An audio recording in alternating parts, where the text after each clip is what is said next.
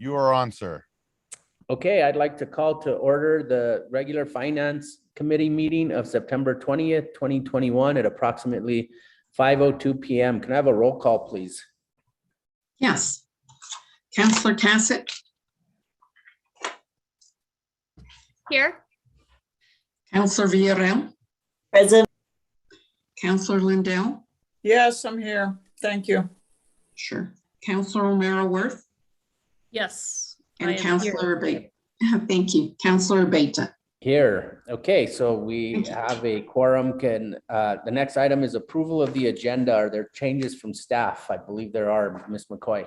Yes, Mr. Chair, we'd like to remove the following items. Item E, item F, item H, item K, item L. Okay, slow down, Item- slow down, slow down. I'm trying to keep up. Okay, so far I got E, F, H, E, F, H, you said? correct. Okay, K, okay, L, L, okay, N, okay, O, okay. and W. Okay, so we have an amended agenda removing the following items: E, F, H, K, L, N, O, and W. Is that correct? That is correct.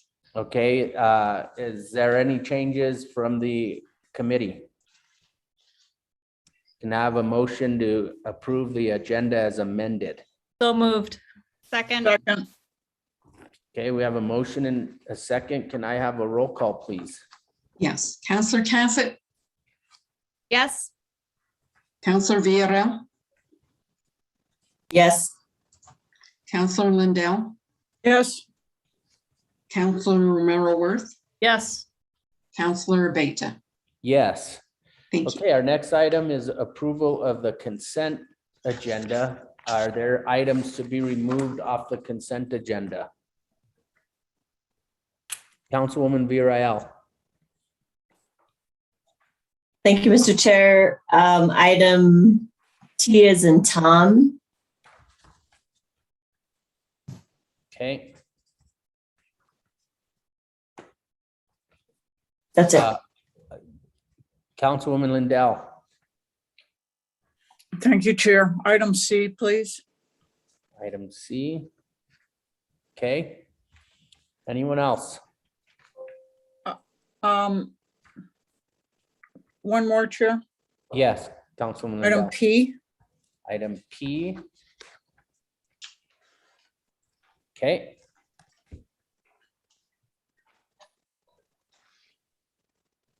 Okay, can I have a motion regarding the consent agenda as amended, removing items C, P, and T?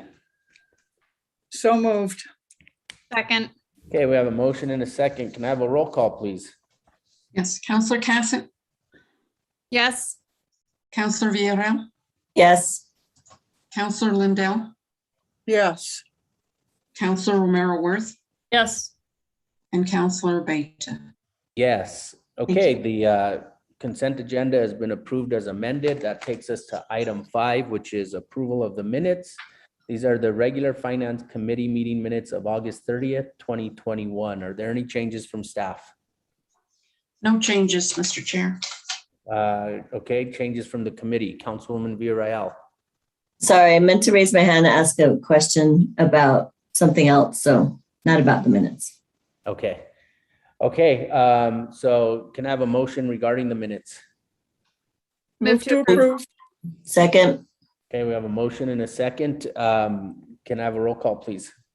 Counselor Cassett, Yes. Counselor Villarreal, Yes. Counselor Lindell, Yes, Counselor Romero Worth, Yes. Counselor Abate. Yes. Thank you. Okay, Councilwoman Villarreal, did you have a question? Yeah, just a quick question about the items that were removed from the agenda. So does that mean they go directly to governing body? and they don't need to go through finance? Ms. McCoy. Mr. Chair, Councilor Villarreal, these items are under 200,000 and they will be sent to the city manager for her approval as is permitted under the emergency proclamation. Okay, so then that means we will hear them at governing body for final approval? We don't need Chair, to. Councilor, these will not be going to any of the committees or the governing body. They will be routed to the city manager for her review. Okay, thank you. Okay, great. Thank you for that clarification. Item 6 is a presentation, the September 2021 Economic Outlook. Ms. McCoy. Thank you, Mr. Chair. Councilors, today joining us is Dr. White.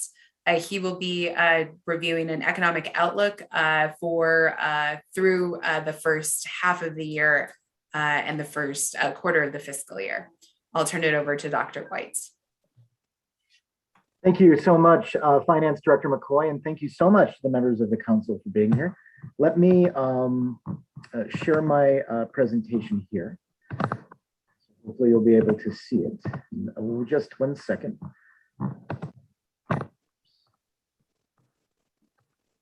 There's a little bit of a delay, but it should work. Okay.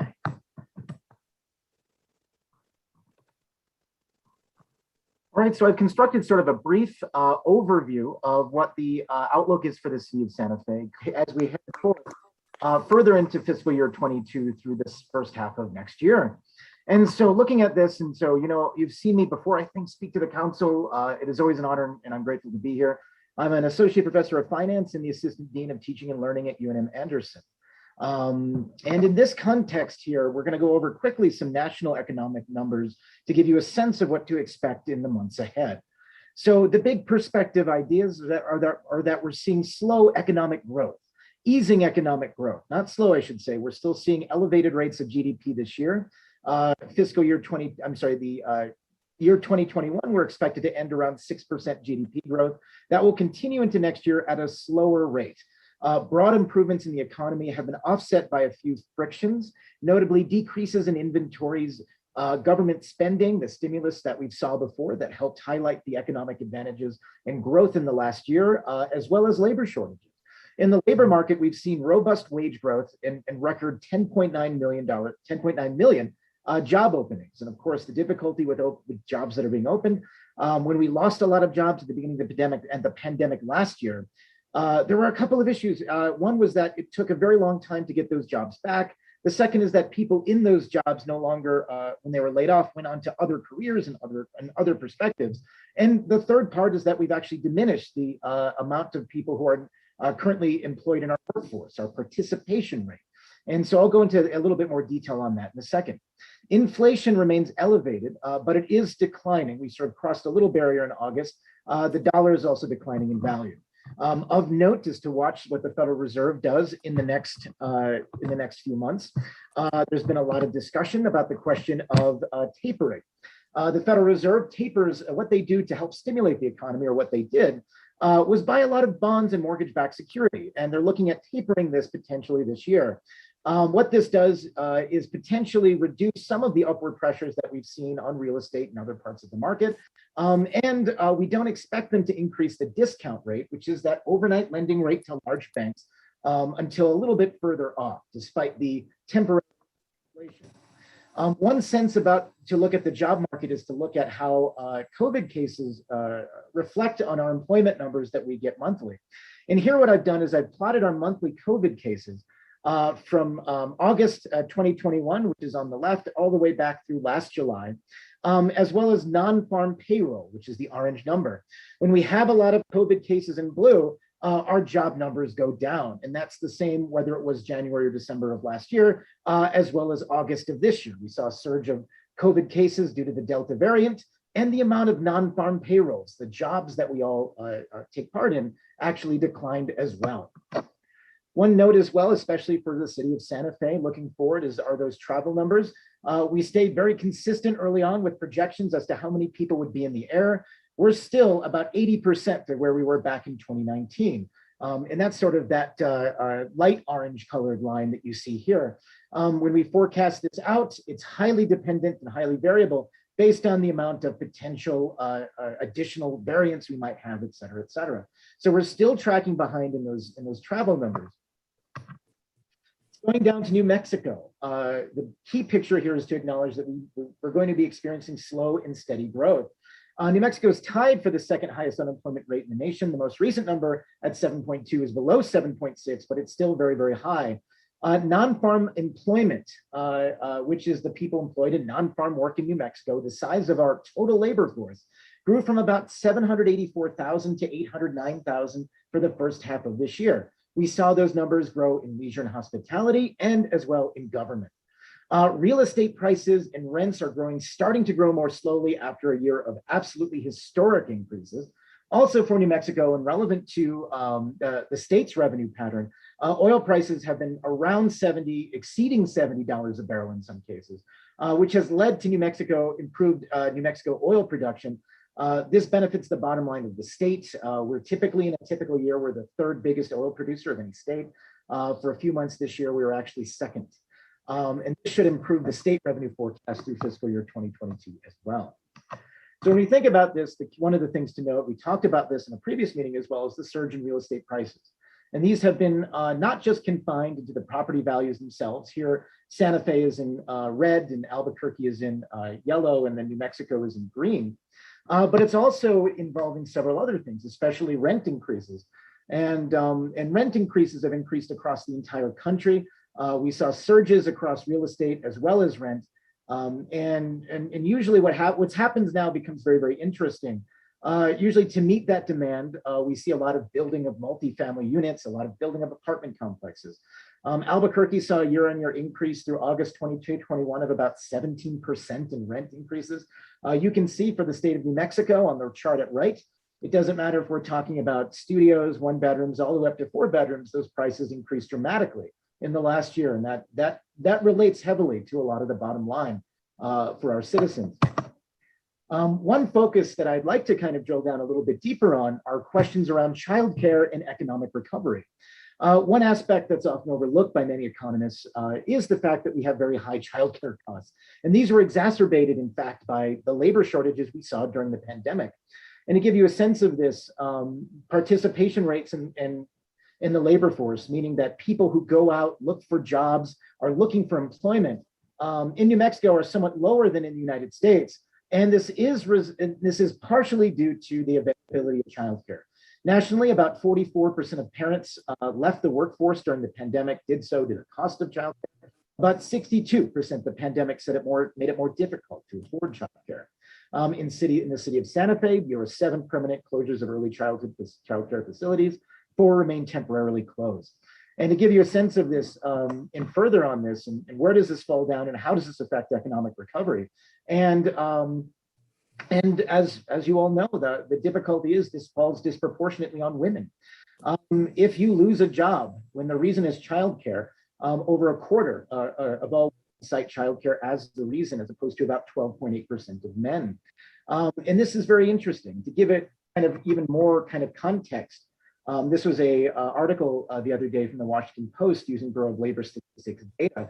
When we look at the recovery of total employment across the state of New Mexico, the entire United States, as well as the state of New Mexico, we're about 96% of the way there for all employees. Restaurants are still lagging. They're about 92% of the way there. And childcare is even worse. They're about 88% there. So childcare is really struggling to recognize and be able to hire workers. And that's seeing through in a lot of New Mexico families. And there is a hesitancy in being in having childcare available to them will limit participation in the workforce and also economic recovery. Now, when we talk about Santa Fe and kind of drilling deeper into the Santa Fe economic overview, one point I want to bring up is the uneven growth that we've sort of seen is expected to continue. It's likely that the record growth in real estate and rents will slow through fiscal year 2022. Construction demand is likely to continue to be robust. Rents, a lot of the Fed, which sets one overnight overnight lending rate to large banks, known as the discount rate, which has kind of a domino effect on a lot of other rates in the system, that's expected to remain very low, at least over the next year. And because of that, interest rates are expected to remain low. And the fundamentals that power economic growth, low rates equating to greater affordability, greater homes that you can purchase, less affordability is expected to continue, although at a slower rate. The tight labor market conditions, we had questions about this, and looking into this over the last few months, we had expected they would bounce back perhaps a little bit quicker. This is taking longer to do so, and this makes sense if we look at some of the new data that's still coming out. Tight labor market conditions are expected to continue even as wage growth improves. And where we've seen a lot of that wage growth has been one of the Federal Reserve economic data sets deals with non-supervisory employees, so non-managers, people who are working in the service. Saw large growths of wages in these areas. Unemployment in Santa Fe has fallen to 7%, but there's still about 3,000 fewer workers employed in leisure and hospitality than prior to the pandemic, and about 2,000 fewer workers in government. And sort of these tendencies to look at this in a city like Santa Fe and to say, you know, what's going to happen over the next year or two. There will be gradual improvement along these lines. Nationally, we've seen difficulty with supply chains. One reason that you can't get silicon chips or buy consumer products or services to the same level is that the pandemic crucially affected international supply chains. And looking at Santa Fe unemployment, it's tracking about where we thought it would right now, but as you can see, it still remains really elevated compared to where we were back before the pandemic. It's an astounding number to look at when you look at right before the pandemic in 2020, when unemployment was about 4%. When we look at one other tool we have for Santa Fe to looking at how employment and wages stack up is that typically across New Mexico, wages are a little bit depressed relative to national averages. Here, I know it's a little bit difficult to read, especially for viewers out there. In blue, we have the mean hourly wage across the United States for a number of different sectors. And on the left, it's all occupations. And I sorted this by the most popular occupations to have in Santa Fe. And so the single biggest sections are, the single biggest labor force sectors in Santa Fe are office and administrative support, food preparation and serving related, sales, business and financial operations and management. And that's on the left-hand side. Orange are the mean hourly wages in Santa Fe. And typically, if you expect due to cost of living, other things, that wages were less than average, it would be consistent. But what it reveals is that there's a few segments of the economy that Santa Fe commands a premium for workers. And a lot of that, when there's fewer workers to go around, employers will often compete for a premium on those workers. And places where we see Santa Fe wages match national levels as employers seek out workers are in food preparation and serving, as well as healthcare. And those wages are at or exceed national wage levels. You've also seen wage increases across the board in headlines, both for childcare workers as well as local businesses looking around and trying to make and offering incentives to hire workers. And it's very interesting. What you've seen is kind of a market that's highly dependent on sectors, and sectors that are highly competitive already. You either notice very little change in the way that they hire employees, or even more demands from employees in terms of production, or even in terms of saying, oh my goodness, you have to come into work, those kind of things. In areas that are having a difficult time finding workers, areas that are sectors that are particularly hit by the pandemic in seeking workers, they're offering incentives that normally weren't found in these areas in significant amounts, signing bonuses, other things involved. And let's think about the overview of what we think the revenue growth will look like towards fiscal year 2022. We should expect to have slower growth throughout the year. In the absence of any additional stimulus money or stimulus package, the growth in GRT and lodgers tax revenues are expected to slow considerably. We saw a massive bounce back, a wonderfully massive bounce back in fiscal year 21. This growth will slow. When we think about current and future COVID variants, they have a profound effect on travel, job growth prospects for Santa Fe. Systematically, that becomes that's really the great unknown to any forecast, as to what those variants might look like and how economies will handle if those variants come to be. And the Federal Reserve is tapering security purchases.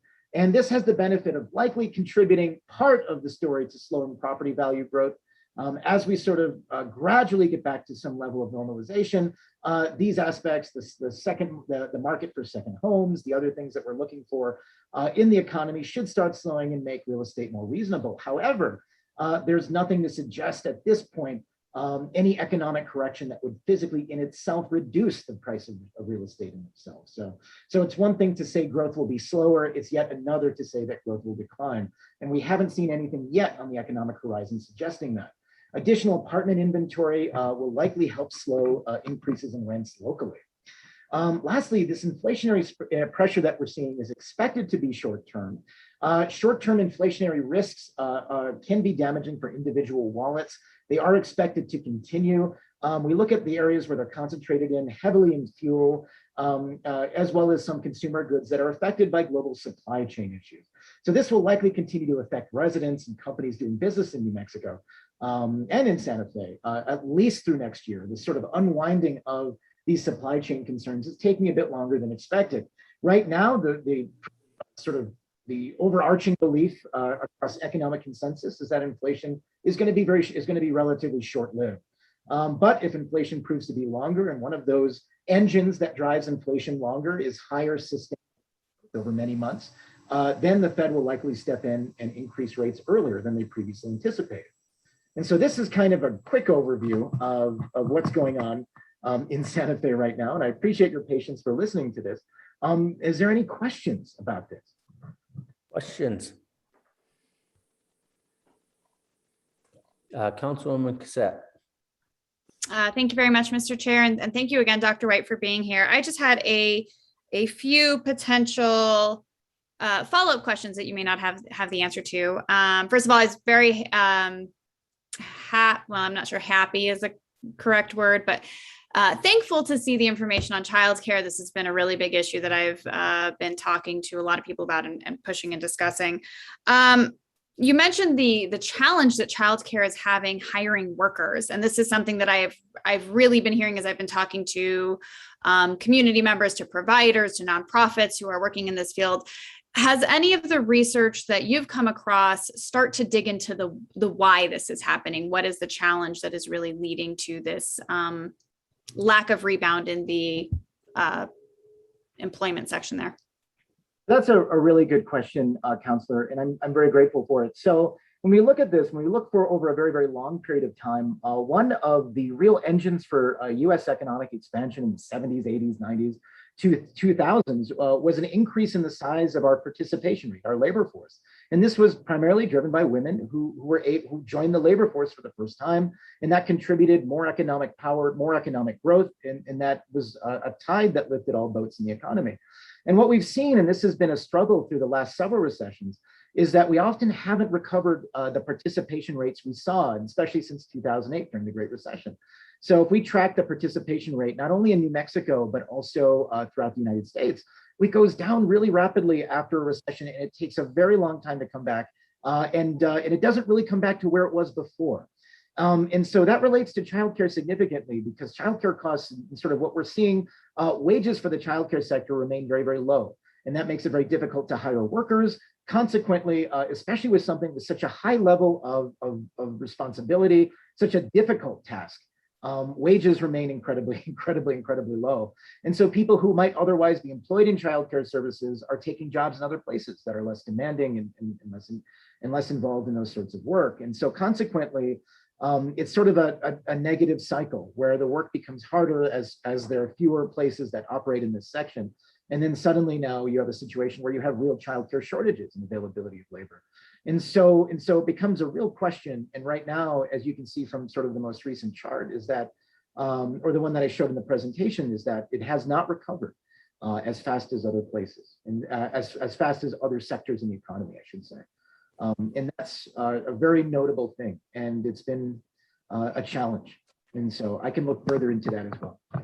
Yeah, I definitely appreciate that. And that aligns with a lot of what I've been hearing about what's going on locally. Also, the question of a lot of childcare workers are women who need childcare to go to work. And there's almost this cycle that starts to evolve just even within the industry. So I absolutely appreciate more information on that one. So thank you for offering to look into that more for our next update.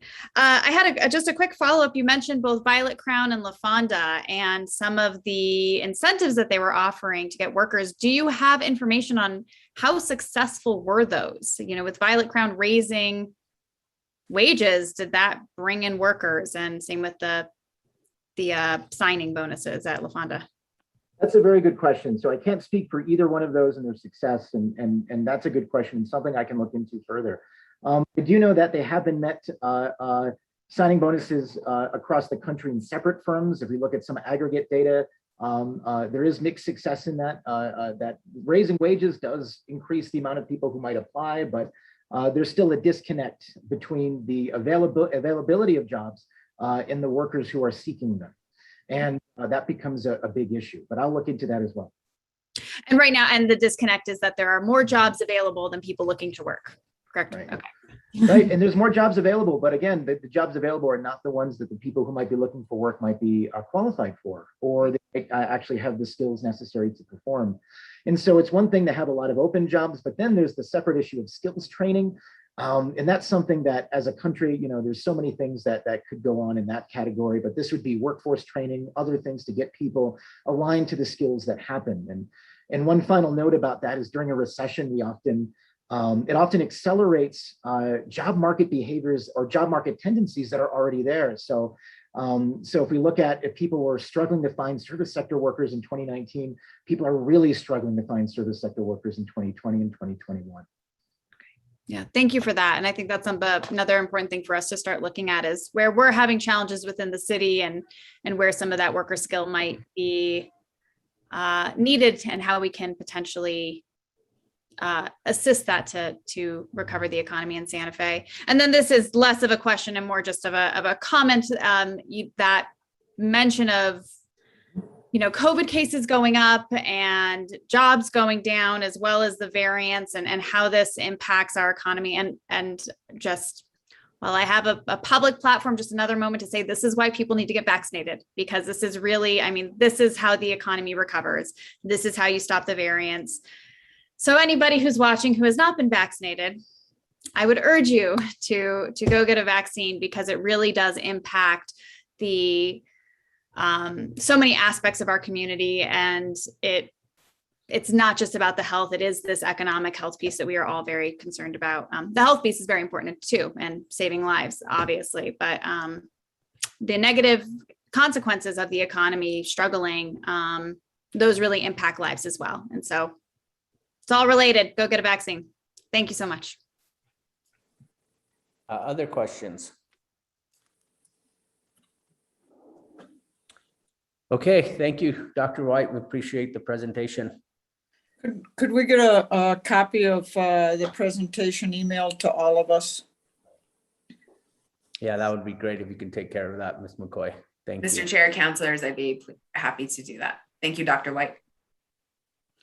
Okay, Thank you all. so that brings us to the items that were pulled from the consent calendar. The first is C, request for approval of change order number 2 to CIP number 957 aeration project bid number 2017B with RMCI Inc. for an increase in the amount of $750,968.20. And included in this request is the request of a bar budget adjustment resolution from the Wastewater Enterprise Fund in the amount of $750,968.20. Councilwoman Lindell.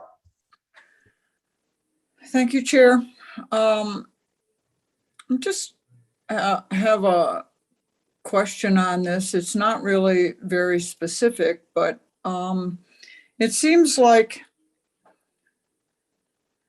the bid on this, and actually not even the bid, the engineering prior to was pretty far off from where we ended up. Could you speak to that? This is change order number 2. And of course, neither one of them have been inexpensive. They're both very, very high ticket and high dollar amounts. I'm just wondering, is it common and acceptable for the engineering to be this far off?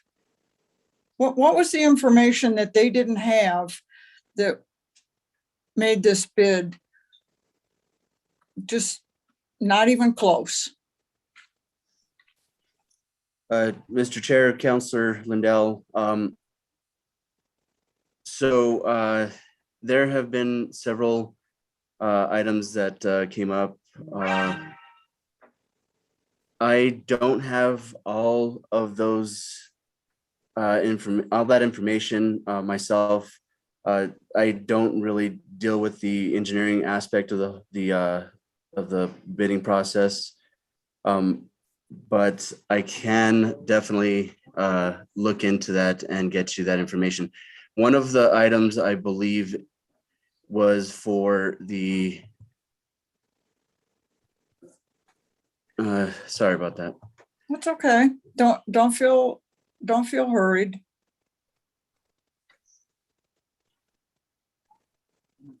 So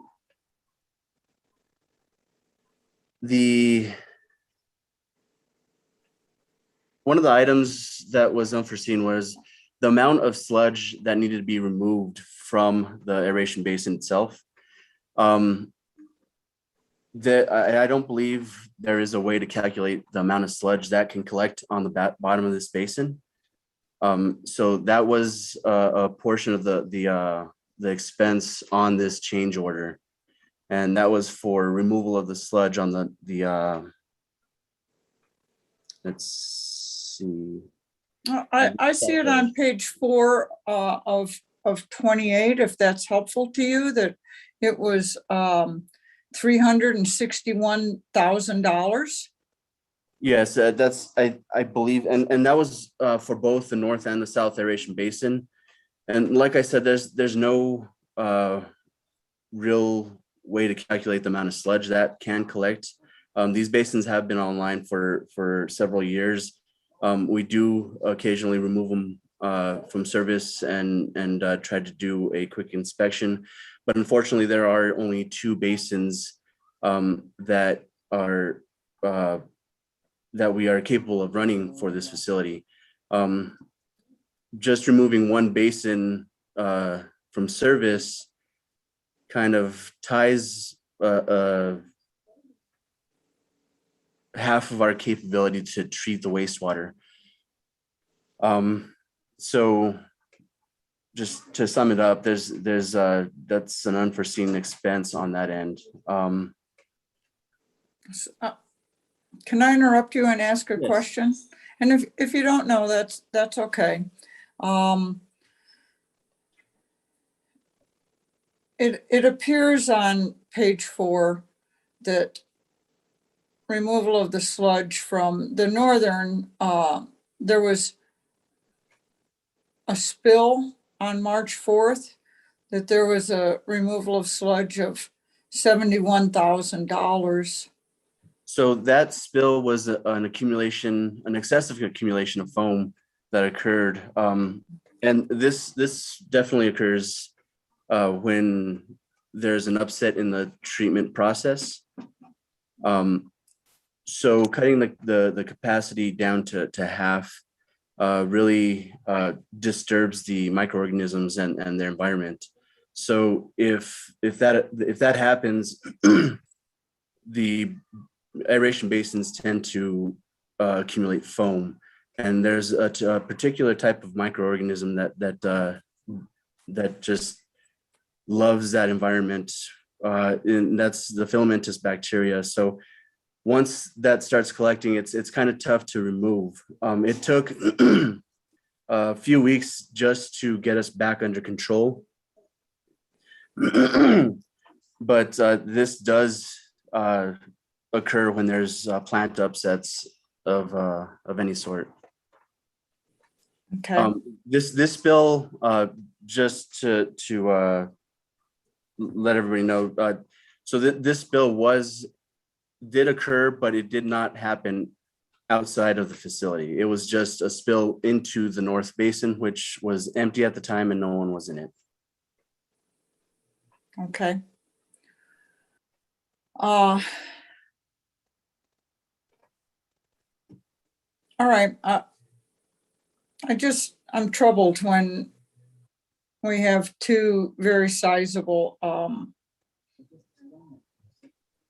amendments on contracts that have these unforeseen sizable costs. And I guess I just expect the engineering firms to be better at their estimating than what they clearly are. So that's really all I have to say about this, Chairman. Thank you. Other questions from the committee? Is there a motion?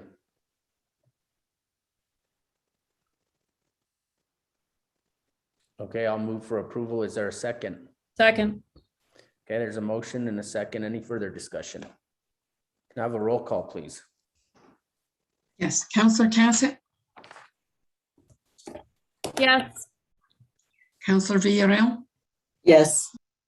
Counselor Lindell, Yes, Counselor Romero Worth, Yes. and Counselor Beta. Yes. Okay, so that item passes. That brings us to item P, which is a request for approval of a professional service contract for a total amount of $376,000 for a 4-year contract to Aspen Solutions LLC to provide program evaluation using a results-based accountability framework for the grantees of the Human Services Committee and Children and Youth Commission. Councilwoman Lindell. thank you. Hello, Ms. Sanchez. Just one quick question on this. When we put the RFP out on this, did we have more than one response? Good afternoon. Good evening, City Council, Councilwoman Lindell. We did have 2 respondents for this particular bid. Okay, and this is a company that we've worked with on this project in the past, correct? That is correct. Okay, that's really all I wanted to know, is if we were able to have more than one respondent on this RFP. I'll make a motion to approve, Chair. Okay, we have a motion and a second. Any further discussion? Can I have a roll call, please? Yes, Counselor Cassett, Yes. Counselor Villarreal, Yes. Counselor Lindell, Yes, Counselor Romero Worth, Yes. and Counselor Beta. Yes. Okay, so that item is approved, and it brings us to T, which is consideration of bill number 2021-19, an ordinance amending the Land Development Code, Chapter 14, FCC 1987, to address zoning issues related to cannabis, amending Table 14-6-1-1, Table of Permitted Uses, to clarify zoning districts for various types of cannabis establishments, and to adopt operating times, density limitations, and a minimum distance between cannabis retail establishment and schools or daycare centers, amending subsection 14-6.2H, agricultural uses, to address cannabis production, adding a new subsection 14-6.21 to adopt use-specific standards for cannabis establishments, including operating times, density limitations, and a minimum distance between cannabis retail establishments and schools or daycare centers, amending section 14-6-3B2 to prohibit commercial cannabis establishments as accessory uses or structures on residentially zoned property, amending subsection 14-6-3D2 to prohibit the conduct of a cannabis establishment as a home occupation, amending section 14-12-1 to add definitions for various types of cannabis establishments, establishing an effective date, and making such other changes as are necessary to carry out the purpose of this ordinance. Councilwoman Villarreal. That was a long one. Thank you. I just pulled this to see if there were any updates from land use. We had considerable discussion at the Quality of Life Committee, and there were some things that the land use staff were going to get back to us about, specifically mapping out the establishments that would need a buffer And then the consideration of potentially adding in religious institutions in there, but we would still need to have mapping of those locations to find out if there's where they're currently zoned wouldn't be permitted anyway. So there were a few things. And then the other thing was just trying to figure out what would be best for potentially using canopy. So I'm just curious if there was any updates for us on those areas. Mr. Klug. Thank you, Mr. Chair. Councilors, Councilor Villarreal, thank you. So yes, we have looked into all those issues. We don't have resolution on all of them yet, but I'm happy to give you an update. Thank you for asking. And we're also prepared to give the presentation again if you all would like. I know there's lots of the same people here that work quality of life, but I'm happy to review that. Probably not as thoroughly as Noah. I apologize he couldn't be here tonight. Anyway, so the production locations and the religious institutions. So we do have an update that Ms. Salazar could probably present here in a minute, an updated map that does show those locations, so you get an idea of the potential effect of those. We're working with GIS to extract the zoning, or to make a zoning map that extracts the I-1, I-2, and BIP districts that would be, where the production would be allowed. And I could tell you real quick, and also we could look at that on this map as well in a minute. But basically, there are three areas in town. It's the Pacheco, San Mateo area, the Sala Rufina area, and the Airport 599 area out by the airport. Those are really the three locations where industrial and BIP are concentrated. And there's really only one small area of BIP, actually. So I just wanted to give you that update. And then Noah is working. I apologize again, he's out, but we are working, as rapidly as we can to get compiled data on the canopy methods that are currently employed in Oregon, New Jersey, Colorado, and California. And again, I wanted to clarify that, staff is happy to discuss and, to meet with any of the counselors that would wish to and discuss the matters around this and, to help you, come forth with any contemplated amendments you may have. Sorry, Let's see. Chair, committee members, I wanted to update you about amendment that is moving forward before Jason finishes off. So Councilor Garcia at Quality of Life asked for an amendment that was sent to you earlier today regarding religious institutions. So we do have an updated GIS map that does have all of the religious institution locations and all the school locations included. I had one change that Leonard was going to help me with before I could send it out to the entire governing body, but I do have it up so that you can see that. But I'll let Jason finish before that happens. Thank you. Thanks, Andrea. So just to continue, and so similar for the establishing the proximity measurement that Councilor Romero-Worth was concerned about. Noah's looking into that with these other states, and we're also working with GIS to try to establish an easy way to, or at least a clear way. I think it will be complicated actually in the end, or complex, I should say. But anyway, the simplest way possible to do that proximity measurement. Then, like Andrea said, I wanted to, on the note of grandfathering, maybe Andrea, maybe you could cover that, just the notion about the apothecaries versus the cannabis establishments, commercial cannabis establishments. Maybe you could cover that in a minute. And then we're also looking into best practices to reduce carbon emissions. And then again, Andrea mentioned Councilor Garcia's amendment. And Councilor Villarreal, that's all that I had on my notes. I hope that if I answered your question, please let me know if there's anything else we can field. No, I think that's it. I think we were just wanting to see the map and just kind of do an analysis of that. And I don't know if we're able to look at it now. I think it helped to actually send it to us so we can look at it prior to this meeting. It's kind of hard to see things when you're sharing screens, but we could give it a try. Yeah, thank you. I appreciate that. And I apologize. We all know this thing is moving really quickly and we've got lots of other irons in the fire. So I apologize. We just don't have it yet. But I think Andrea we can send you what we came up with, and definitely we can continue to send you all the data as it appears for sure. I'm happy to do that. Councilwoman Cassette, you have your hand up. Was it on this point, or Councilwoman Villarreal, are you done? Well, I think I don't know if we're going to look at that now, the map.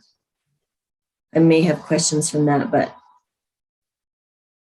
I think that Not was on this point, just waiting for questions. So whenever Okay, Councilwoman all right. Villarreal's done, yeah. Okay, so let's look at the map as Councilwoman Villarreal suggests.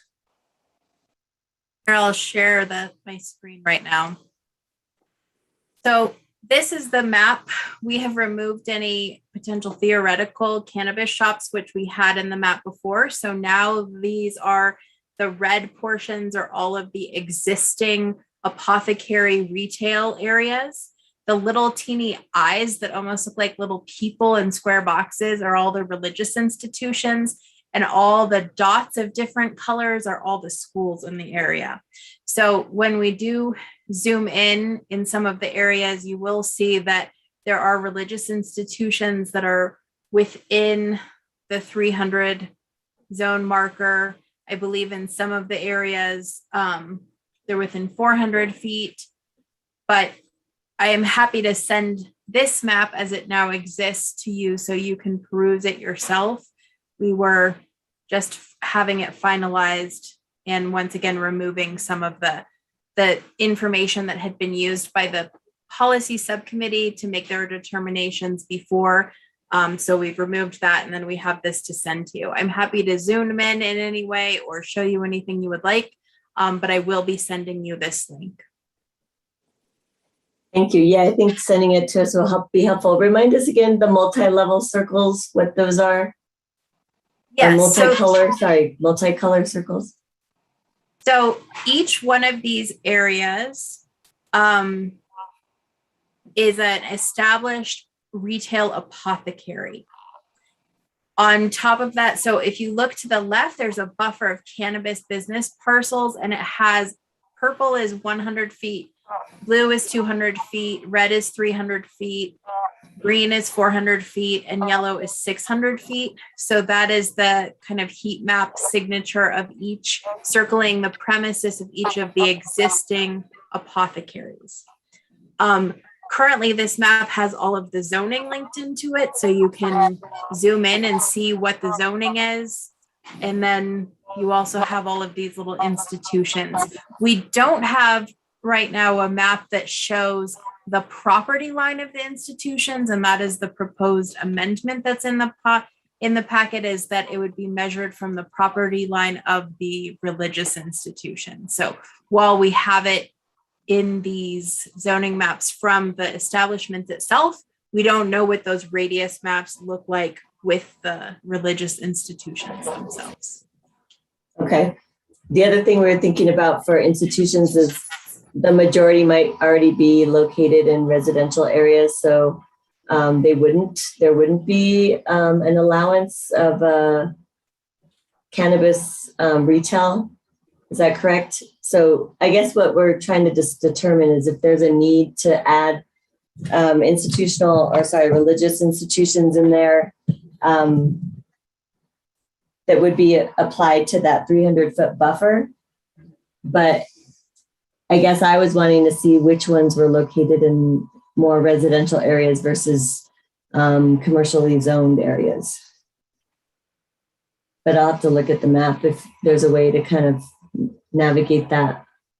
I think so, Chair, Councilor Villarreal, I think it shows the zoning areas, but as you'll see from this, the religious institutions are all over the map in Santa Fe. So as I zoom out, you see how many exist in Santa Fe. And as you zoom in, you see that they're not necessarily in those areas. We do have a couple of religious institutions in this I area, which is kind of a major industrial area in Santa Fe around Rufina and Siler Road, where there are cannabis establishments, both retailers and producers. So it doesn't, at least in looking this over, it doesn't seem like religious institutions are solely in one designated area. They are allowed in all the areas, but they're also scattered across the board. Okay. Okay, I'll yield the floor. Maybe I'll have more questions after. Thank you. Okay, Councilwoman Romero Worth, I know you had your hand up during this map. There's a question regarding the map. It was, Mr. Chair. So whenever, if you want to, I'm Well, happy let's to stay go on in the- order. Let's just stay on the map and then we'll. Okay, so if we could go back to the map, that'd be helpful. So I think you said that the one thought is that you couldn't be within 300 feet of the property boundary of the religious institution? Is that what is being talked about? Oh, sorry, I have to look at the amendment to the The bill. amendment I- actually doesn't believe I could- say the boundary. So if I may, okay, go ahead, Aaron, if you'd like. Thank you. Okay, thanks. Chair, Councilmember Worth, this was kind of something we were going back and forth on because we looked at some case law related to alcohol licenses and how those distances were calculated and things like that. So to make it somewhat consistent with that, we looked at the distance between the building used for the religious institution and the licensed premises for the definition so the definition of religious institution is the building used for, and then it includes the purposes. We looked at a variety of definitions for religious institutions and came up with one that seemed pretty inclusive and to the intent we understood that Councilor Garcia had, although we have, I think he's reviewing it right now. And then in terms of the distance from which the building would be measured, it would be to the licensed premises of the whatever the retailer had on file as their premises. So let's say we have a church and then the church sits on property that's bigger than the footprint of the church. And we would be measuring the church to the building of the cannabis facility, whatever it is. Chairman Abeyta, Councilor Merworth, that's correct. And the reason that we're proposing that is because in the case law related to schools, things like parking lots have been excluded from the distance and they look at the actual facility used for instruction. Okay, and I think when we left off at quality of life, I'm concerned about how we define religious institutions and also parallels, I guess, to liquor. Does liquor use churches and not religious institutions? So are we creating a broader category of places where these could not be? Chairman Abeyta, Councilor Merworth, it appears church is not defined in the city's code. I think we need to look a little bit about case law defining church. I'm guessing it's interpreted quite broadly, because otherwise we would have a First Amendment problem. I'm not sure if there's an express case on that point, but we would need to definitely include all denominations analogous to something called the church already. So it might be duplicative, and we could look at that. And has anybody looked, and I was thumbing through the state law that passed, House Bill 2, did they address churches, religious institutions? Councilor Abeyta, Councilor Merworth, they did not expressly, that would fall into the category of whether it's a reasonable density limitation that a local government could put in place. So we would be put against the test of reasonableness, which has not been litigated yet. So we don't know where that's going to fall. I interpret that to mean that we have the authority to say where these can be with regard to churches or religious institutions, but we have to be reasonable in what we prohibit. And if we're not reasonable, we might be litigated. Chairman Abeyta, Councilor Merworth, I think that's a reasonable summary. Yes. And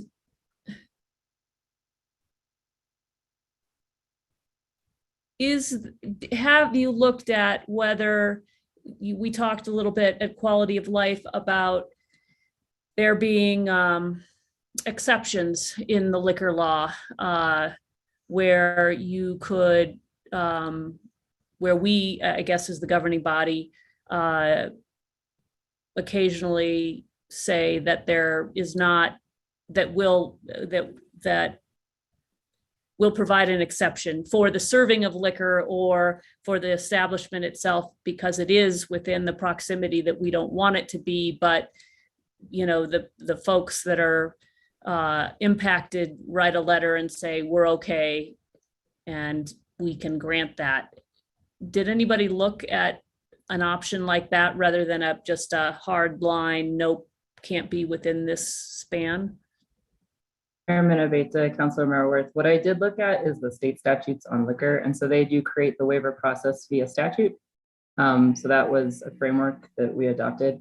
I don't think there's anything prohibiting that here. It was not requested by Councilor Garcia, so we have not included it in his amendment. But we do locally as a municipality have the ability to create a similar waiver if a councilor was interested in doing that. I think that's a correct conclusion. Yes. Yeah, that makes sense. Okay. And yeah, again, and a religious institution was thought to be defined as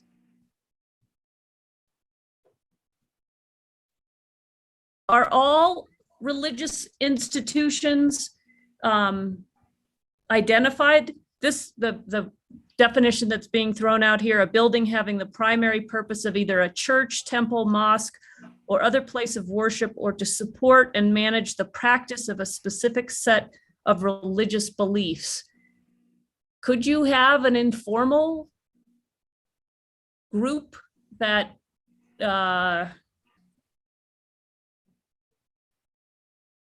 would fall under this? I mean, I think, wasn't there something, and I think it was in the county, so it probably doesn't apply to us, but I remember there was a big hullabaloo about smoking some sort of Native American type. A tea. Oh yeah, Ayahuasca. tea. Was it ayahuasca? Ayahuasca. There we go. And if somebody had a facility and they were doing that practice, that could fall under this definition, yeah? And maybe we don't know that they're doing it, or maybe we do know. I don't know what the rules are about that, but I'm just curious, do we capture that by talking about this?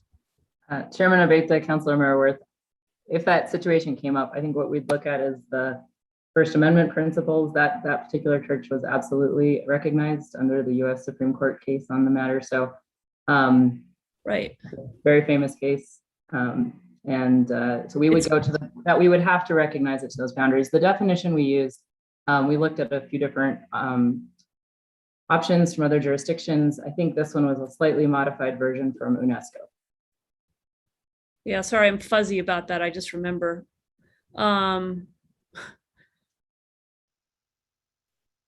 But that group, that church, that religious institution, I mean, as I recall, we knew where it was, right? But it was in the county, as I recall. Chairman And Abate, it- Counselor, I'm not positive. Yeah, on and I that, think the but, question was whether they could exist where they wanted to be. And they were, I think, in a residential area. Again, I'm really fuzzy on this. It's been a long time. But would we know something like that might fall into this definition? And then, I don't know, we allow cannabis establishment to establish itself, and then we find out that it's, I don't know, I'm probably too many what ifs, creating too many I don't know. Again, I guess what I'm worried about is painting too broad a brush, and how we go about some reasonableness in and what exactly it is we're trying to ward off, defend against. Because that's going to come into reasonableness, right? Chairman Abate, Counselor, absolutely. Something else we can do is follow up. So apparently our GIS folks have identified, they were able to identify parcels as religious institutions, so we can look a little bit further into that as to what information they're relying on. Probably the same as churches for right now. So we could look into how that happens and verify that, but I don't know that for sure personally. I don't know if Director Klug has any additional information on that. No. Okay. I apologize. Yeah, we can look more into it. I mean, so we got these updates to the map today, and like Andrea was mentioning, there's just one tweak we need to make before we send out the link. That's not to the religious institutions portion, but just one of the layers needs a fix. Not one of the ones you're looking at right now. So we'll just get that addressed and then send it out. Okay, just curious and trying to figure out the edges. That's all I have, Mr. Chair. Okay, I'm going to go to Councilwoman Cassette, and then Councilor Garcia has joined us, and he has his hand up, but Councilwoman Cassette. Thank you very much, Mr. Chair. Following up on one of the questions that Councilor Romero Worth asked about the waivers, do we currently have a waiver process in place for alcohol establishments in schools and daycare? Do we have one for cannabis as well yet? So that's something that we could consider if we wanted to allow that. Okay, so that'd be part of that same discussion. Also, it looked like on the map, daycares were not included, just it looks like K through 12 and colleges. Am I correct there, Andrea? Chair Bather, Counselor Cassett, yes, so far it is elementary, community, high schools, religious, secondary, college, elementary, middle, charter, Montessori, and there is a listing of other, but I don't know exactly what is in that inclusiveness of other. Okay, that'd be helpful to know, to make sure that we're getting the full grasp of locations where that buffer would be required.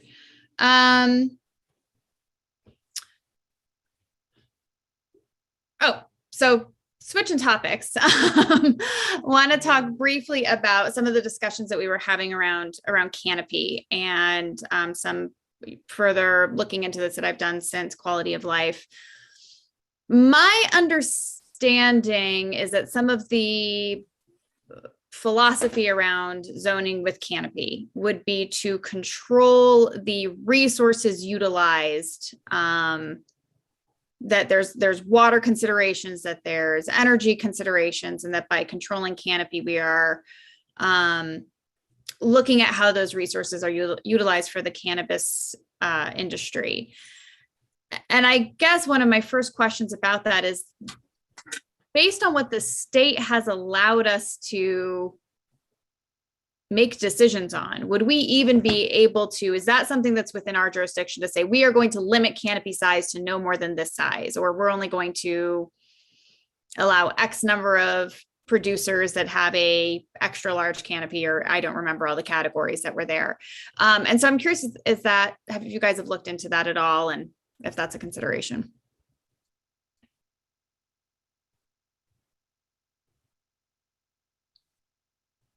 Sorry, Chair, Counselor Cassett, at the moment, we have not necessarily lined that up as being looking into water and energy resource. Mainly, I think in our discussions about canopy, it's really about the size of the production area. So because a production area is a complicated space, meaning you can have tiered levels of production in a small space, or you can have it completely spaced out.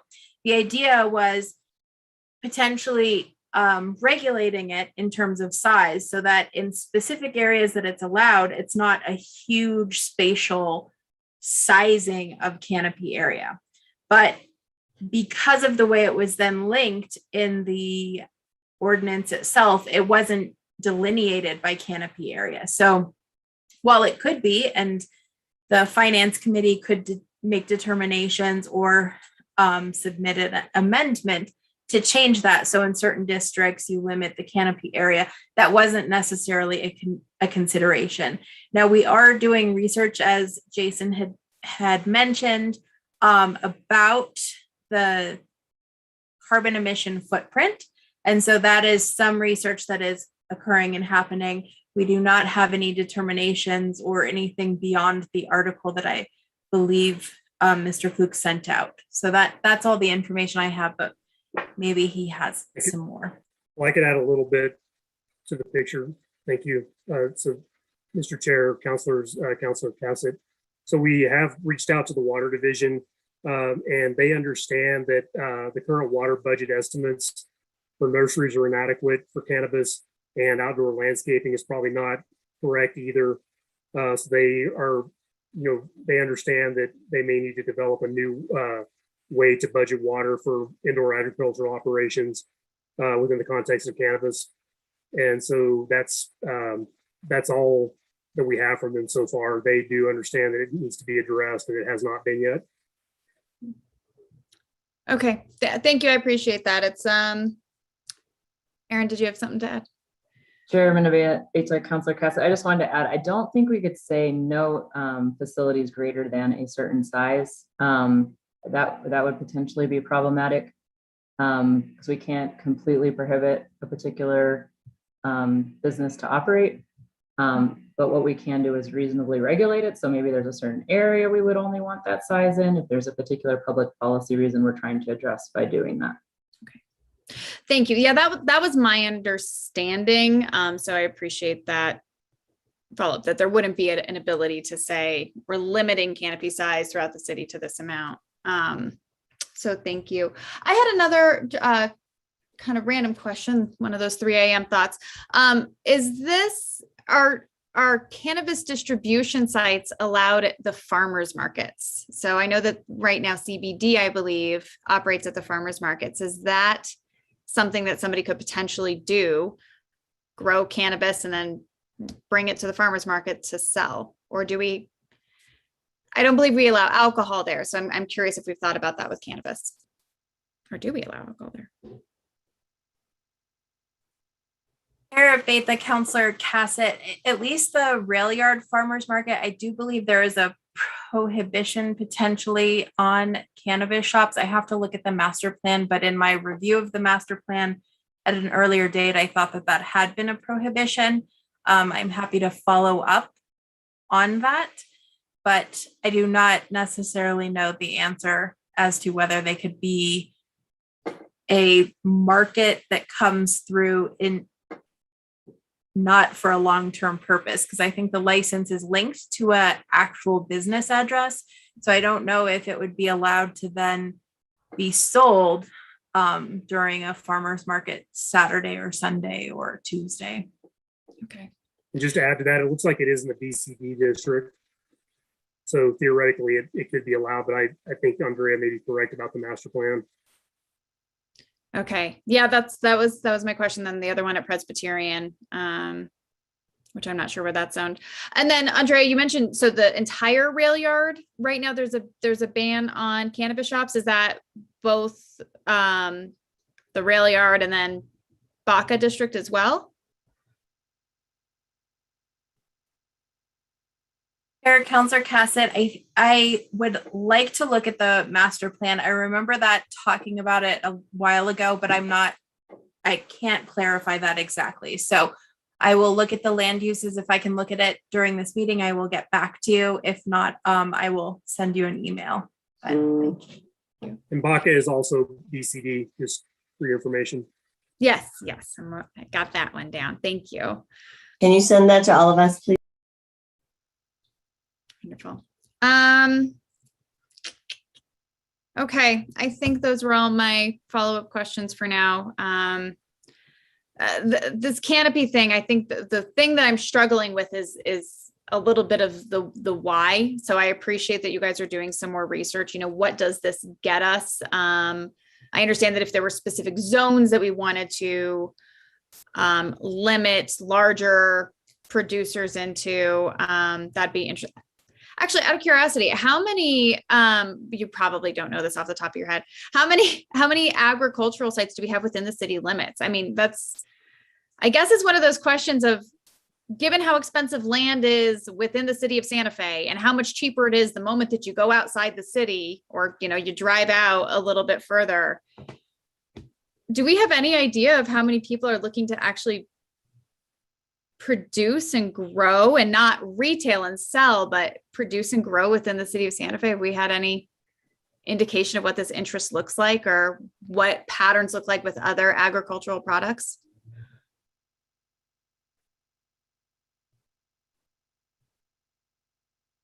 I understand if that's not something that you guys have on hand. It's not.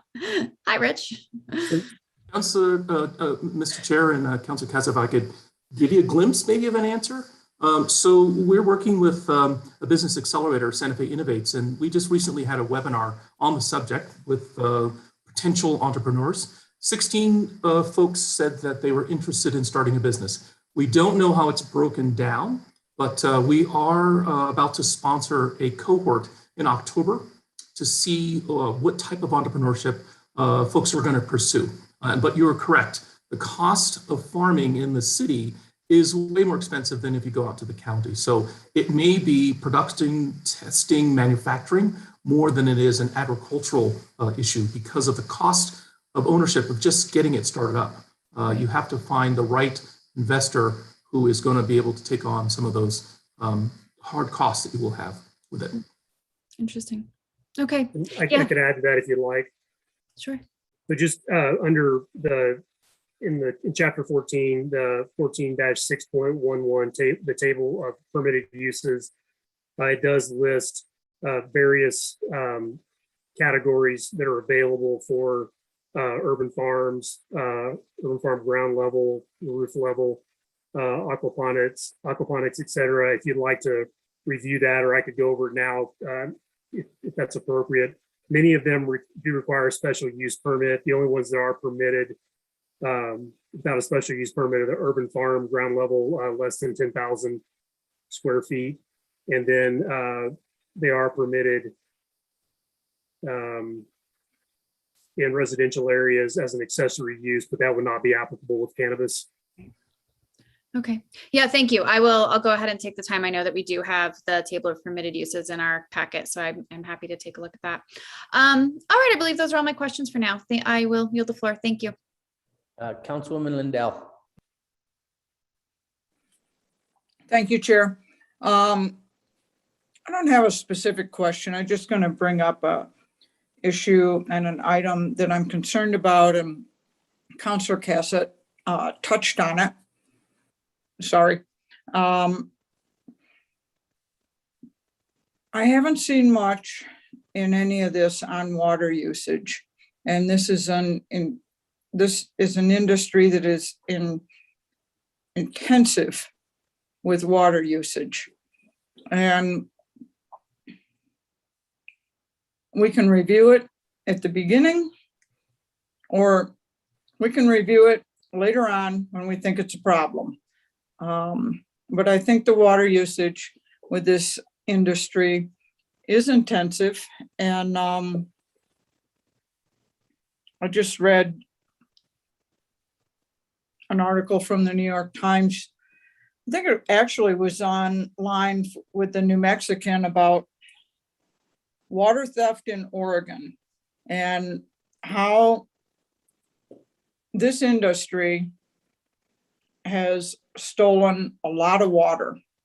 Not accusing anyone, just saying that I think that we need to know that we are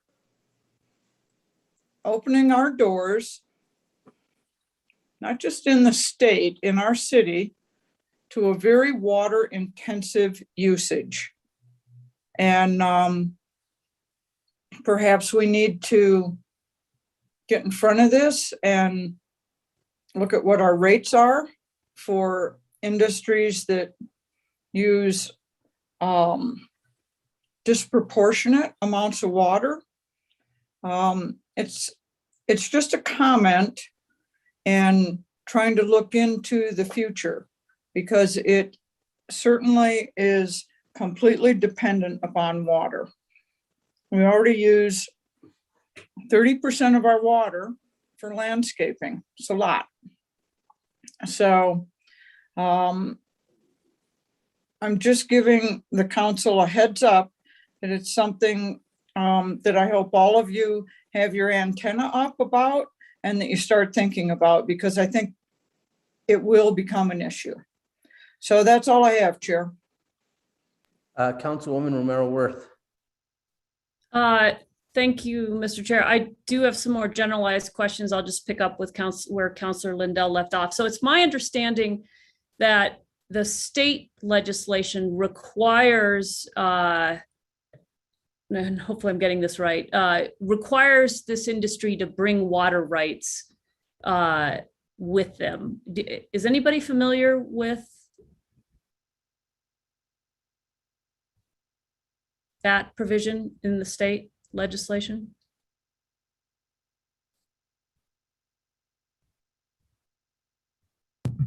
Okay, I'm going to take that as a no. I'm going to debate the counselor. We can look it up for you. I can look it up right now. Yeah, I was, as we were doing some other stuff, I've been trying to scan, it's like a 176-page bill. And I was thumbing through it to find, answers to a number of things that we're struggling with, I think, on the local level. But I don't know what that means. If you're going to produce cannabis in the city of Santa Fe, I had heard that you would have to have water rights to do that. I don't know what that means, though.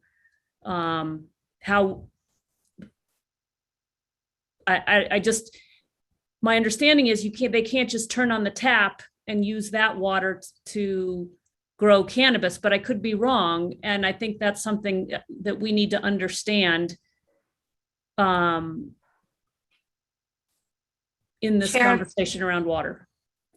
Chair Beta, Councilor Romero Worth, there is a provision under the commercial cannabis activity that says there's a requirement as a condition of licensing pursuant to the Cannabis Regulation Act that the applicant has a legal right to commercial water supply, water rights, or another source of water sufficient to meet the water needs as determined by the division related to the license, as evidenced by documentation from the Office of the State Engineer of a valid water right. So there is a provision in there that's required, and I can keep searching, but that's a requirement of the licensing and application. And are you looking at the final bill, or are you looking at and can you tell me the page or the section or the something?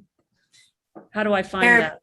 Chair Beta, Councilor Romero Worth, it is part of section 26-2C, as in camel -7, and it is B3. Okay. I think we need to understand the practical effects of that a little bit, because if we don't understand what it is you have to do at the state level to be licensed with regard to your water usage, it's hard for us to know where the edges are in what we should or shouldn't be doing to make sure that people are water wise. And again, I think there's a question about authority. Is that authority rest with us? can we structure rates? What, does that even have any impact? Yeah. So Chairman Obeta, Councilor Romeroworth, what I would want to look at is our commercial rates, and if they would automatically have a commercial hookup, then they probably would have an automatic rate to that water at whatever the commercial rate is there. If there was any steps needed to get that right, they would have to go through them at this point. Yeah, and so I guess that brings me to another question is, if we pass this bill the way it is now, and down the road, we find a variety of things that we want to get into more deeply, and quote unquote reasonably regulate, we still, that, just like any other bill, we still have that ability, right?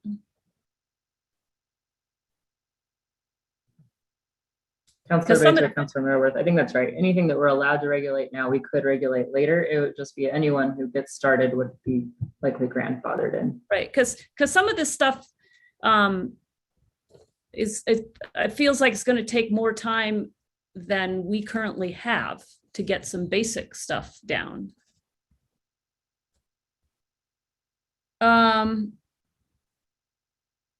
Okay, going back to canopy size. I mean, I still, I'm waiting to hear what it is that we are trying, what policy objective we're trying to get at by regulating canopy size. And I think that's another thing that gets us, we'd have to have people who go out and measure the canopy size to make sure that whatever it is that we wanted was happening correctly the way we said it could. And I don't know what the feasibility of that is. I don't know if we have that capacity. I don't know. And I still am confused, have not heard what it is that we gain with having regulating by canopy size. I'm still struggling with what our objective is there. And I think to Councillor Cassett's point, this idea that maybe the economics of it will take care of it, right? I mean, I don't think you're going to be a producer in around the downtown area in near the plaza. It's just too expensive. And I don't know if there's any way to dial in better the economics of what it would take, and whether this, I mean, everybody says, oh, this industry's, there's so much money here, all kinds of things are possible, but I haven't seen anything that suggests, are we going to be having major producers buying up real estate around the plaza to grow cannabis? I just don't know that economically that is going to make sense. And so maybe the economics just takes care of it, but I don't know.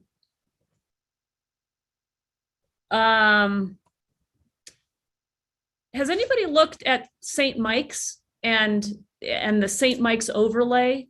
And, we had specific purposes there that we wanted to see that area redeveloped in a particular way, and what impact this industry and our regulations as currently written have in meeting our objectives around the St. Michael's overlay, or in what way this new industry is going to be problematic to our objectives there. Has anybody had a chance to look at that? Is that something to be concerned about? Did the Planning Commission look at that? I can fill that. Mr. Chair, Councilors, Councilor Romeroworth, thank you.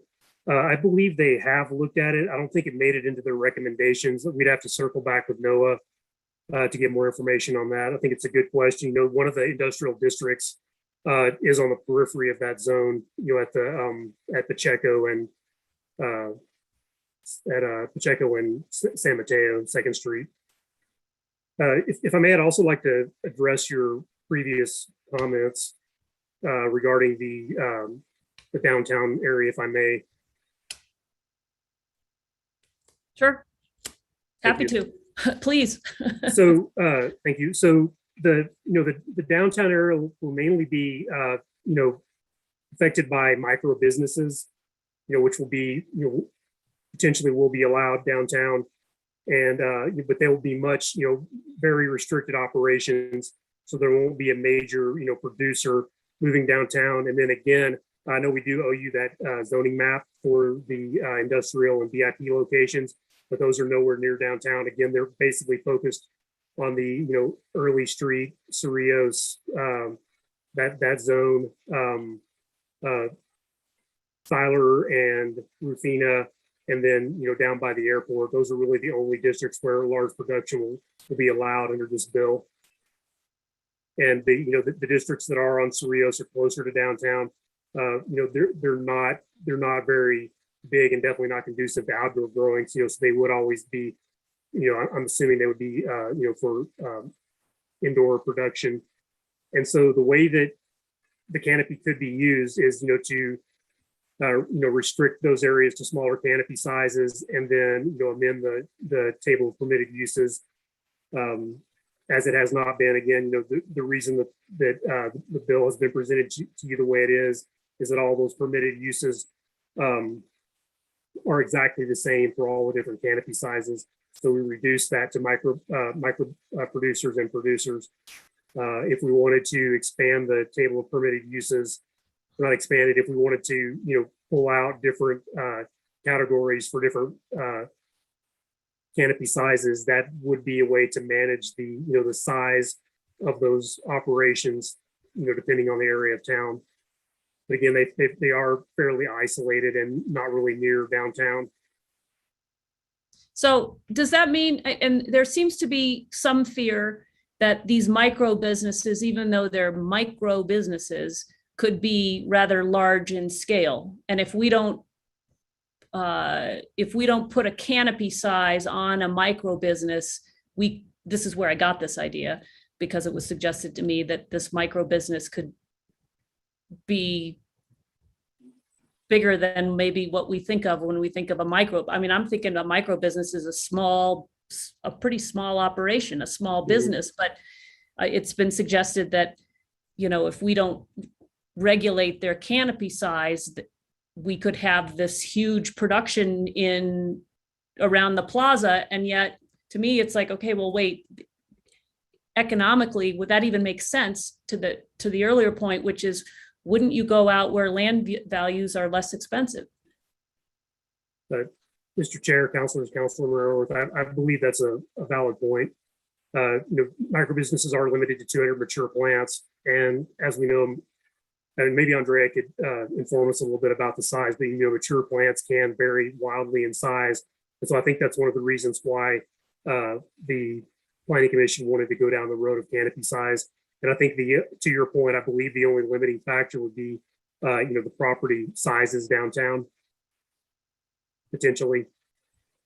But I'm sure that that's something that maybe we could get feedback on the industry from, and maybe talk to the planning committee policy subcommittee about the research they did on the quote unquote average plant size, mature plant size. Again, Andrea, is there anything I apologize if I may, I believe the state does have parameters around that.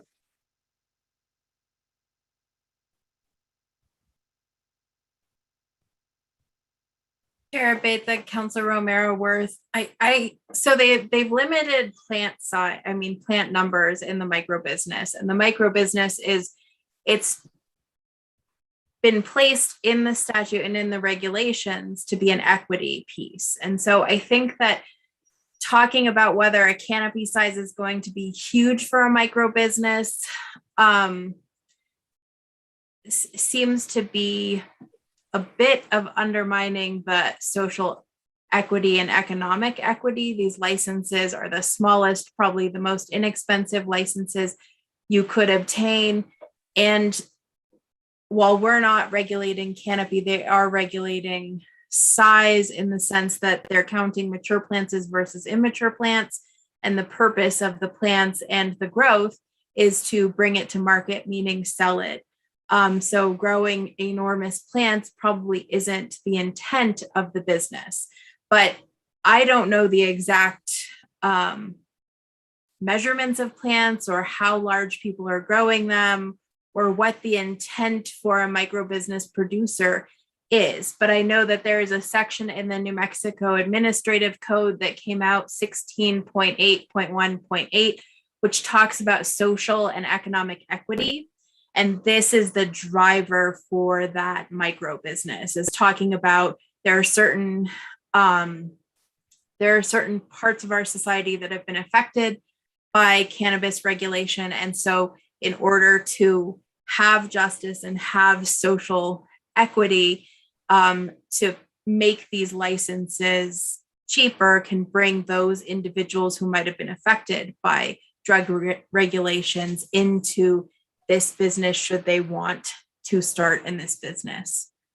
It's also important to note that this is mainly a cash business. And so, you know, there aren't banks that are supporting these. I think there's one maybe that does make loans. So this is all about creating some type of a program that allows people to enter into it. So I can't imagine that they'd be buying huge expensive buildings, but they could be. So I don't want to state that. Thank you, Andrea. And I'd like to add just real quick, you know, it is within the governing body's power to control the canopy size for micro businesses. The limit, right, you know, that we, with the planning commission, the lower limit was 2,500 square feet. You know, it potentially could be lower, for example, for micro businesses. Yeah, and I guess, I mean, what's hard is how do we do that, again, without knowing what the impact of what we're saying is? So, and this is, I think, what we're waiting for from somebody is, and I don't know where it's going to come from or what capacity we have or what timeline we're working on. But, you know, I mean, we could say right now, okay, micro businesses of a certain canopy size cannot operate in the downtown area. The problem is I have no idea what the impact of that saying that is, making that kind of a provision. And is it, and to, you know, the city attorney's point, if the standard is reasonableness, I have no idea whether that's a reasonable thing or not a reasonable thing, because I don't know what it means to the industry. I mean, we can all, you know, we can all be scared that these micro businesses are going to be larger than we anticipate, but I don't know. I don't have enough information to know. Again, if we were to say that right now, I'd say that we don't want them, and you know, we'll just pull a particular canopy size out of the air. I don't know what the impact is. And I don't know that we're gonna know in the next 2 weeks, week and a half. So I don't know, I guess that's maybe a frustration, and it's not being critical of anybody, you know, here or working on this. It's just, you know, this hurry up offense we're in, trying to get something on the books.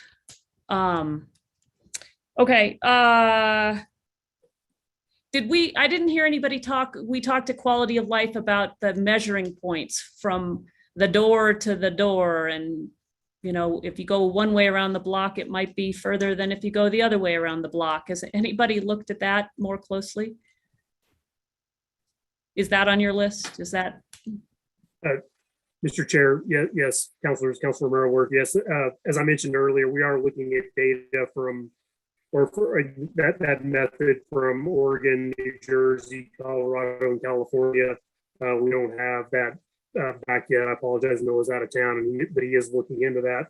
And then also GIS is looking into how we could measure that. And again, as I mentioned earlier, I believe it will be complex, but I think there's a solution there. And I think it could be the solution that I mentioned to you at the quality of life meeting. Potentially, you know, that would definitely work. Okay. But I think it should be, to follow up on my own point, I think it should be a radius measured in GIS, you know, once a point is discovered in space by maybe having a site visit for 2 points, and then, you know, make sure those are determined in GIS, and it's always done the same way across the board. Okay, so you're looking at changing what we currently have? No. Chairman Abita, Councilor Merworth, Yeah. I think we found at least one jurisdiction that did it exactly, I think, the way that we're proposing. And then we're just looking at we just found it by accident while comparing some, and then while we were looking at a different comparison. So I think NOAA is creating a list of comparative cities. Okay, I'm sorry, Director Klug, I didn't understand what it was you were saying earlier about looking at other states, specifically what it was you were dialing in on. So sorry, I No, missed thank that. you. No, it's quite all right. We're looking at a lot of stuff here. Thank you. Okay, I think that's all I have for now. Thank you, Mr. Chair. Okay, Councilwoman Villarreal. Thank you, Mr. Chair. Since we got the amendment from staff like 4 minutes before our meeting started, I was wondering if Councilor Garcia could tell us about what this is adding. I mean, we know it was adding the piece of the religious institution buffer, but I wanted to hear more about that before I have other questions. Okay, yes, welcome, Councilor Garcia. Thank you, Mr. Chair, members of the Finance Committee. I'm in the same boat as the rest of you. I didn't have advanced preparation or viewing of the amendment. But the overall spirit of the proposed amendment is to bring it in alignment with the way we treat our alcohol sales here in the city. And as I mentioned in our Quality of Life Committee meeting on Wednesday, there is a requirement or prohibition to have any alcohol sales within 300 feet of a church or a school. So I just wanted to keep that consistent. And so that is the intention behind this. Part of that, and I think maybe this needs to be added, I don't know, and I guess need to speak with staff about this, because part of the way our alcohol licenses are regulated is that there is a GIS map that staff provides indicating whether the proposed licenses fall within those 300 feet. And so we currently do that with alcohol. Moving forward in that direction with the cannabis retail shop is not recreating the wheel, so to speak. It's already a practice and policy that we have in place. And so this should be relatively easy for staff to conduct in the sense that we do it already for alcohol. I think as we spoke about this kind of topic on Wednesday, and I'm glad that we were finally able to get confirmation, because there was some conflicting info in regards to waivers, where a waiver was not allowable, a waiver was allowable, and I'm glad that tonight we were able to finally get the confirmation that a waiver is allowable, because I think that should be a sister companion to this amendment in regards to that should a retail establishment, cannabis retail establishment, want to fall within those 300 feet distance, we treat it the same as we do as alcohol. They work with any surrounding religious institution or school, whatever it may be, to get that waiver approval. I mean, again, this is a practice and policies and procedures we already have in place. We're not creating something new. Again, I think this is just in the spirit. Let's treat both of these recreational substances in the same vein. I understand that the establishments that are currently in operation will be grandfathered in, so they won't have anything to worry about. It would only affect potentially new establishments. So with that being said, hopefully Councilwoman Villarreal, that helps to provide context. As I mentioned, I can't provide much more, as I'm still kind of trying to digest the amendment as you got it, because I think I got it about 4:30 as well. Okay, thank you, Councilor Garcia. I think I need to look at the amendment closer, and the map will also help me make that determination about the need for adding religious institutions. So I'll probably have to wait on this one. The other thing that I'm still confused about now that we brought this up again is I'm not understanding waivers, because we're talking about establishments that are there doing business. Waivers that we have for alcohol is the, you know, for special events. Yeah, it's a whole different, it's about consumption, which we haven't defined yet. So we're talking about business retailers and being located within 300 feet of a religious institution or school, and that they get a waiver. I mean, can you explain that more? Because now you're saying this applies, and I'm wondering if Aaron can clarify, or I don't know. I'm confused now. Before we separated them in our meeting, now we're saying they're one and the same. These are two different activities. Councilwoman Villarreal, I'm not talking about consumption. I'm talking about the establishment in general. The way we treat liquor sales is liquor licenses. You have to have a license to sell alcohol. And to obtain that license, you have to go through our approval process. Part of that approval process is to ensure that you're not within 300 feet of a church or a school to receive the liquor license. Not consumption, not a bar, the way it reads from what I'm reading the code. Then if you do fall within that, or you want to go within that 300 feet, there is a waiver process that you can go through. So I don't want to get into the consumption component. That's something different that we'll have to tackle down the road. What I'm looking at is treating the way that liquor licenses are issued, where liquor sales happen. I'm talking about packaged liquor, not going to go get a pint of beer, so to speak, and not short term. I'm talking long term. Part of that, there is a waiver process included in that, and this is 4-4.3 issuance or transfer of liquor licenses in our city code. And in particular, A2 talks about providing the GIS map, and then A3 talks about there's the opportunity for a waiver. Thank you. Aaron, I'm not remembering us having to, in liquor license cases, that they look at waivers from religious institutions. Chairman, I mean, we don't see that side of things, so I'm just curious if. Yeah, Chairman Abate, Councilwoman Villarreal. It's a part D of 4-4.3. I don't know if we've seen very many of them, but in our code we reference the state statute, which does provide also for a waiver in those circumstances. So we've done, I think, 2 different types of waivers. So either for the temporary event situation and for permanent location. So I don't know that I've seen, I mean, I don't know if I've seen one either for that type of location, although Councilor Lindell looks like she may have. Yeah.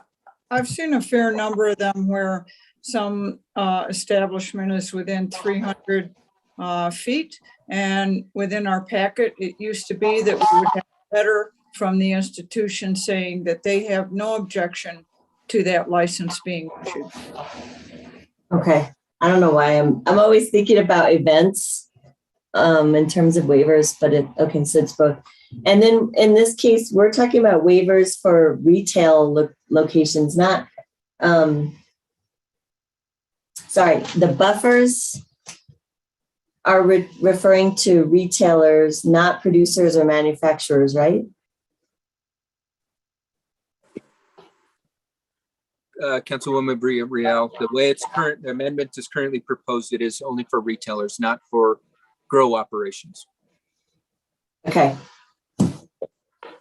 And that applies, staff, that applies to all of the buffers that we're talking about in terms of schools. That's specifically related to retailers, not producers or manufacturers. Mr. Chair, Councilor Villarreal, that's correct. Okay, and then just to clarify, in your map, you also located colleges, but colleges are not part of the educational institution factor. I thought it was just daycare and K through 12.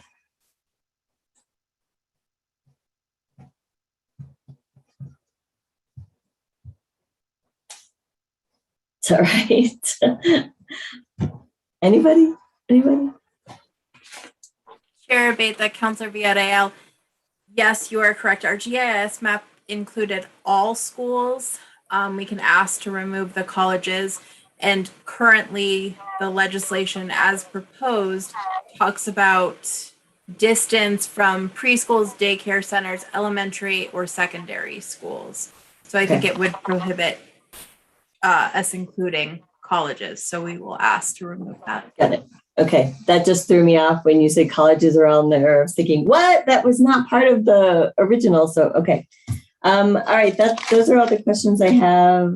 And I think I'll wait for a decision, at least from my point of view, to wait about the amendments so that we can look at the map and make a better determination based on what was given to us a little bit late.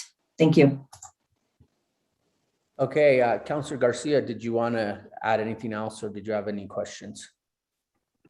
Mr. Chair, members of the Finance Committee, nothing else at this moment, but I'm here to stand for any questions if any of the committee members have any questions. Okay, thank you. Anything else from the committee? What is the pleasure of the committee? Move a no rec. Second.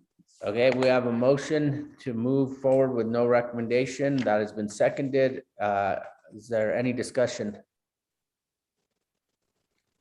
Can I have a roll call, please? Councilor Cassett, Yes. Councilor Villarreal, Yes. Councilor Lindell, Yes. Councilor Romero Worth, Yes. and Councilor Beta. Yes. Okay, so that concludes the items that were withdrawn from the consent agenda. Next is item 8, which is matters from staff. Mr. Chair, councilors, just wanted to provide an update on the status of the FY20 audit. I did speak with the staff from Clifton Larson Allen today. They are planning to submit the audit to the Office of the State Auditor this week. Okay, and Ms. McCoy, I had a discussion with Mr. Anaya also, and he informed me and confirmed that we cannot have a public discussion regarding the audit until the state releases it. And so that's why we didn't have anything on our agenda this evening. He said it usually takes around a week or so for the state to do that.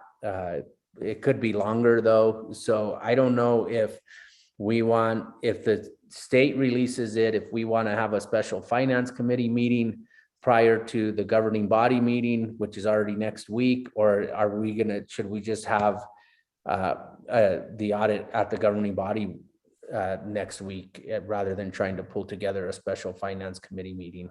What are the thoughts of the finance committee members?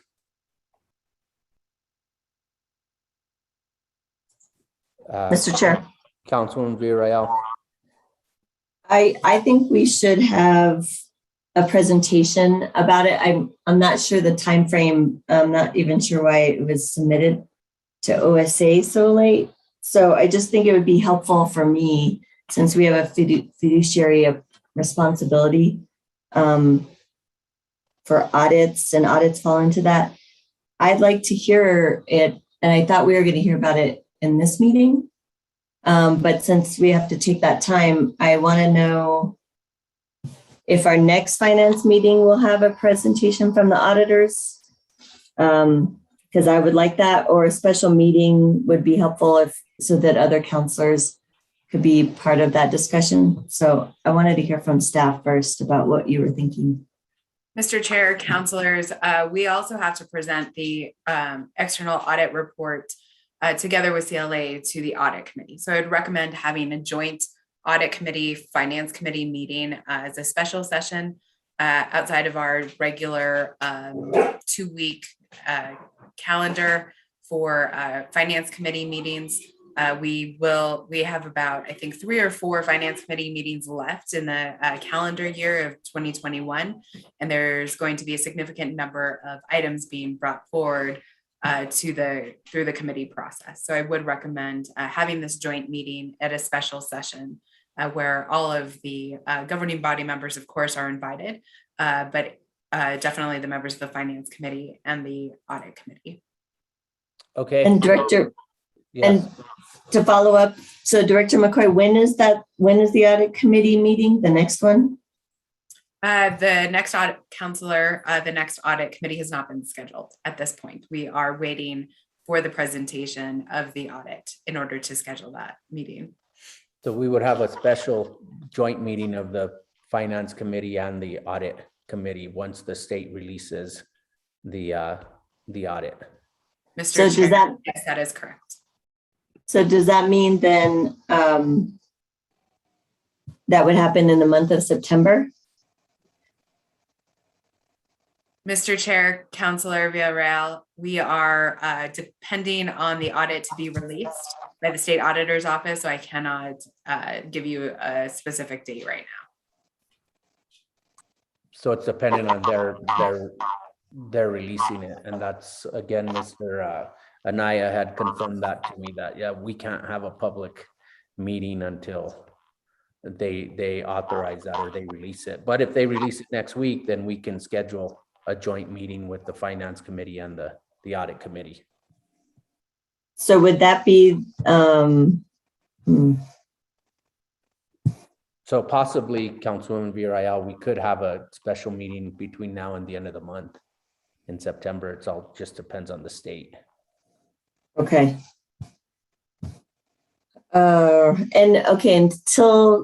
Since we don't know that time frame for OSA to release it, what are our options as counselors? We can directly contact the auditors and have individual presentation given to us?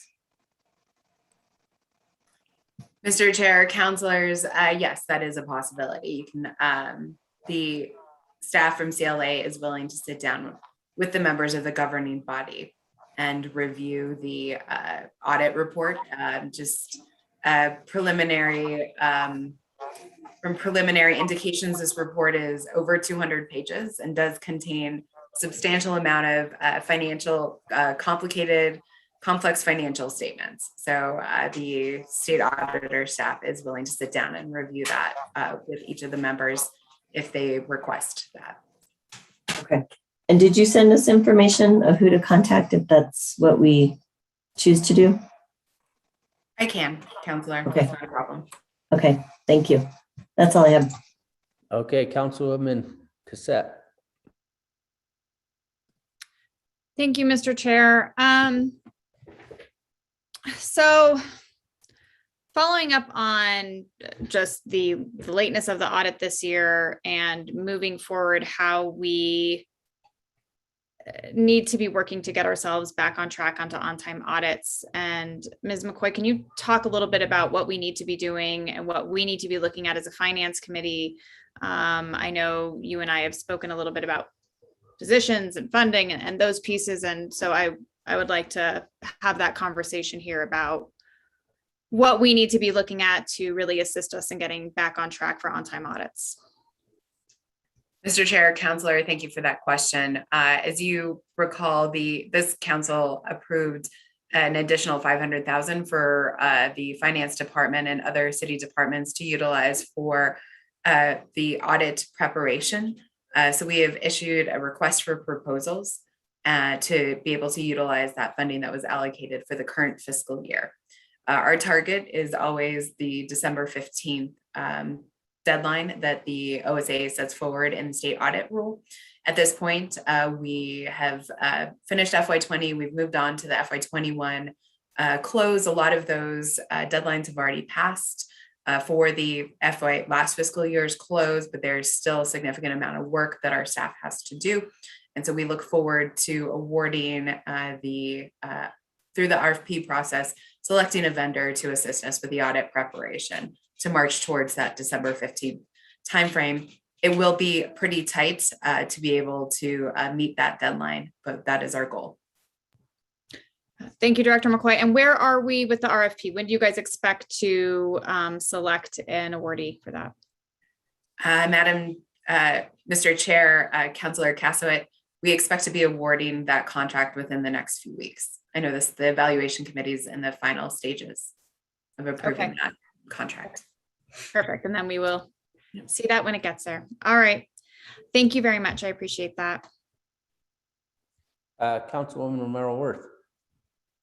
Thank you, Mr. Chair. I guess I would ask perhaps that Director McCoy and Mr. Chair, perhaps you look at the calendar of our options. I worry that there's a lot going on right now, and trying to squeeze in another meeting. I'm looking at our calendar. Our next meeting is October 4th, which I guess that's 2 weeks from today, and we have a council meeting next week. I mean, it just seems like I mean, a special meeting would be good, but we are all already committed to many things between now and then, and I worry that there isn't a window to squeeze that in, and especially since we don't know when that window opens, given that we don't know when the state will release it. So I just flag that as there's not, it may be that the next meeting on October 4th is what we have to work with, just because of the short time frame, and we've got council meetings and other meetings across the city going on. So just flagging that. Thanks, Mr. Chair. Okay, then anything else from staff? Nope. Mr. Chair, that's all at this time. Okay, thank you. Matters from the committee. Councilwoman Cassette. Thank you. I'm sorry, I need to pull open the packet. I am introducing on behalf of Councilor Garcia legislation of some sort that I will find right now. All right. I apologize. PrimeGov, as we all know, does not move as fast as I would like it to. So this is being introduced by Councilor Garcia, but as he is not a sitting member on the committee, I will speak. I will reintroduce this on his behalf. It is an ordinance amending section 9-1.7 Santa Fe City Code 1987 regarding ranked choice voting to amend how a tie vote between two candidates is resolved. And that is all. Okay, anything else from the committee? Matters from the chair. The only thing I have is that our next meeting is Monday, October 4th, 2021. With that,